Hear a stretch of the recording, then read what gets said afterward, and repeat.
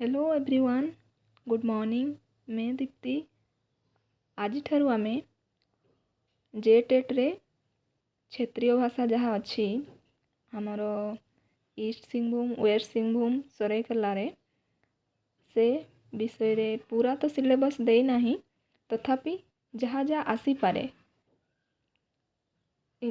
Odia grammar तो किसी change हो नहीं तो ओडिया ग्रामर को आज ठारू आमे पढ़िबा स्टार्ट करिबा। वीडियो को लास्ट पर्यंत जरूर देखंतु। वीडियो अच्छा लगे भल लगिले लाइक करिवे। तो आजिरो विषय होउछि ध्वनि। ध्वनि कौन भाषार मूल उपादान होउछि ध्वनि। भाषा जो सृष्टि हला तार प्रथम रे तो भाषा नथिला ध्वनि थिला। आग कालर लोक माने कौनसी ध्वनि को व्यवहार करी ताकू धीरे धीरे संकेत हिसाब रे तापरे धीरे धीरे भाषार उन्नति हला। ध्वनि होची एक प्रकार नाद बा शब्द। पृथ्वी रे जेते भी जीवजंतु अछंती कौनसी ना कौनसी ध्वनि करंती आ सेइथिरे तांकर भाव आदान प्रदान करिथांती। किंतु आमे मनीष आंभ मानकर अलगा आमे टिके समस्त ठारो श्रेष्ठ श्रेष्ठ प्राणी सेथिपाई आमर भाषा अछि आमे कथा कहि पारुछे। आम चारि पाखरे घटुथबा जे कोनसी कंपनरु आम कान को जहाँ सुना जाए ताहाकू ध्वनि कुहा जाए। कंपन हुए कोनसी भी शब्द हेले कंपन हुए सेही कंपन तरंग आम कान को आसिले आमको शुभा जाए और ताहाकू ही ध्वनि कुहा जाए। ध्वनि रो प्रकार रहिछि। ध्वनि दुई प्रकार स्वर ध्वनि आउ व्यंजन ध्वनि। एबे आमे देखिबा स्वर ध्वनि। स्वर ध्वनि कौन जेउ ध्वनि उच्चारण समय रे मुखरंध्र और गल गुहर मध्य फुसफुस निर्गत वायु बाधा न पाई किंबा कौनसी संकीर्ण मार्ग मध्य न जाई प्रवाहित हुए ताहाकू स्वर ध्वनि कुहा जाए। अर्थात जदि आमे सरल भाषा रे जानिबा को चाहिबा ताहले एही ध्वनि गुड़िक स्वर ध्वनि गुड़िक जेतेबेले आमे कहू कौनसी बाधा सृष्टि हुए नहीं आपे आपे उच्चारित हुए।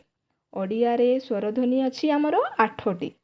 जेमिति आपण कहि कि देखंतु ओ आ हर्षेई हर्षौ ए ओई ओ औ एही सब ध्वनि गुड़क जेतेबेले आमे कहूचे कौनसी बाधा सृष्टि हो नहीं तेणु एगुड़ी को स्वर ध्वनि कुहा जाए। एथिरे मध्य शुद्ध बा मौलिक स्वर ध्वनि अछि जहाँकि ओ आ हर्षेई हर्षौ ए ओ आउ ओई और औ ओई एवं औ ए ओ भलिया होइथबारु सेगुड़ी को संयुक्त स्वर ध्वनि कुहा जाए। एबे आमे देखिबा व्यंजन ध्वनि। व्यंजन ध्वनि कौन व्यंजन ध्वनि गुड़िकर उच्चारण समय रे वायुर गति रे कौनसी ना कौनसी बाधा होइथाय। जेतेबेले आमे व्यंजन ध्वनि कहूचे सेतेबेले बाधा सृष्टि होइथाय। केबे जीव ताळुरे लागिबो दांतरे लागिबो ओठरे लागिबो सेही भलिया किछि किछि बाधा सृष्टि होइथाय।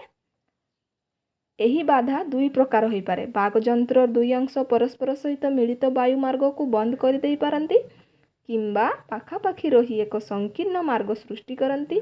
वायु जदि एही बाधा सहित किंबा संकीर्ण मार्ग रे घसी होई प्रभावित हुए ताहाले व्यंजन ध्वनि होइथाय। व्यंजन ध्वनि कौनसी बाधा प्रकट हेले ताकू व्यंजन ध्वनि कहिबा। जेमिति क तो पूरा सीधा सड़क क नुह क सहित अ लुचि रहिछि। जेमिति आमे क ध्वनि करिबा तो क रे हणत लागिबो ताकू आमे केमिति कहिबा क माने क सहित ओ भी कहूचे ओ आमर कौन स्वर ध्वनि किंतु क जेतेबेले आमे कहूचे सीए आमर हो जिवो व्यंजन ध्वनि।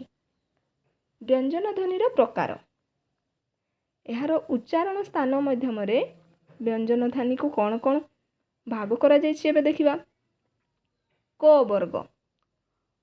वर्ग रे किए के रहिले क ख ग घ एहाकू कंठ ध्वनि कहिबा कंठीय ध्वनि। च वर्ग रे किए के रहिले च छ ज झ न्य ये तालव्य ध्वनि ये यही ध्वनि गुड़िक जो जितेबाला आम कहूचे तालुरे जीभटे लगे तापर आसला ट वर्ग कौन ट ठ ड ढ ण जितेबाला यहाँ कहवा यह मूर्धान्य ध्वनि माने आम तालुर उपर पार्श्वर जो टाण भाया अच्छी से लगे आउ ध्वनि सृष्टि हम तो ताहाकू आम कहवा मूर्धान्य ध्वनि। त वर्ग रे किए रहिले त थ द ध न यही गुड़िक जितेबाला आम कहूचे दांतरे लगुच आमर जीभ दांतरे लगुचे तेणु यहाँ कह जाए दंत्य ध्वनि। तापर आसला प वर्ग रे किए रहिले प फ ब भ म यहीगुड़ा जितेबाला कहूचे ओठरे ध्वनिटे पिटी होचे ताकू कह जाए ओठ्य ध्वनि। तापरे उच्चारण विधि केमिति उच्चारण करवा ओडिया स्पर्श व्यंजन ध्वनि स्पर्श हिसाब रे जैसे प फ ब भ ये ओठरे तो ओठ अष्ट्य स्पर्श व्यंजन ध्वनि कह जाए या दंत्य स्पर्श व्यंजन ध्वनि क्या कह त थ द ध। मूर्धान्य स्पर्श व्यंजन ध्वनि ट ठ ड ढ। कंठ स्पर्श व्यंजन ध्वनि क ख ग घ।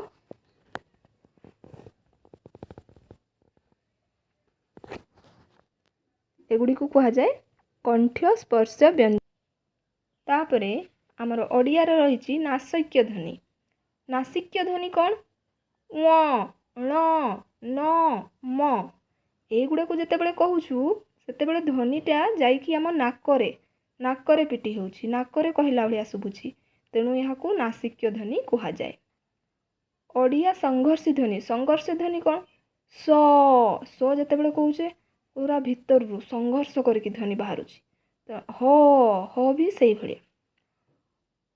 ओडिया स्पर्श संघर्ष ध्वनि च छ ज झ यहाँ को कहला बेले संघर्ष करके तो ध्वनि बाहरुची सांगरे स्पर्श मध्य करुची तेणु यहाँ को स्पर्श संघर्ष ध्वनि कह जाउछि। लड़ित ध्वनि के र को लड़ित ध्वनि कह जाए। पार्श्विक ध्वनि ल ल अर्धस्वर य एगुड़ा को पूरा मन रखा पड़ो कहीं यही सबू मध्य ही बहुत सारा आमर प्रश्न हो पारे। ये तो थिला आमर प्रथम क्लास एथिरे मु बेसी किछि नहीं नाही आपण माने क्लास रे रेगुलर रहंतु आउ ओडिया क्लास करंतु कारण ये भी आमर 30 नंबर अच्छी कौन सी कम नंबर नाही। एथिरे जदि आमे 28 29 किंबा 25 नहीं आसुचे ताहले एग्जाम पॉइंट ऑफ व्यू रो बहुत बढ़िया हबो।